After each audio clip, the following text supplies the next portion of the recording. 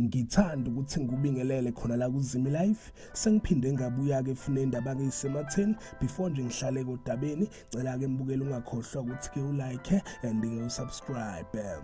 Namhlanje ngiphethe udaba oluthinta indodakazi yakheka umnumzane uJacob Zuma eganeke lapha nenkosi uMswati yalapha eSwatini. Kubikwa ukuthi-ke indodakazi yakheka uJacob Zuma yena-ke uNomcebo Zuma ushiyileke lapha ebukhosini baseSwatini wabuyela-ke le ekhaya kubo eNkandla. Bathema bechaza kahle-ke laba veza ukuthi-ke yona-ke indodakazi yakhe uZuma yena-ke uNomcebo ukhale ngokuthi sekunesikhathi-ke eside engamboni-ke lapha umyeni wakhe yona-ke inkosi uMswati.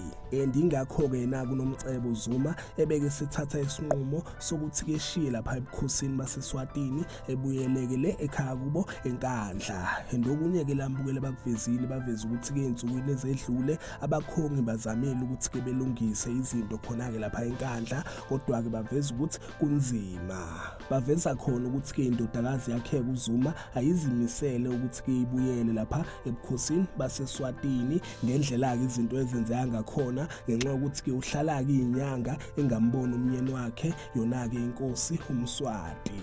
Izindaba-ke lezi mbukeli zivezwe-ke iphephandaba lakhona-ke lapha eSwatini, and yena-ke uNomcebo ebewunkosikazi-ke wesi-14 kuyona-ke inkosi uMswati. So zinjalo-ke mbukeli, yizo-ke lezi ndaba ade kuphathele zona, iy'ndaba-ke nje esematheni ey'thinta yona-ke lapha inkosi uMswati nayo-ke lapha indodakazi yakheke umnumzane uJacob Zuma. Cela-ke mbukeli ungakhohlwa ukuthi-ke ulike and usubscribe. Ake ngithi-ke nje danke, ngiyazibongela.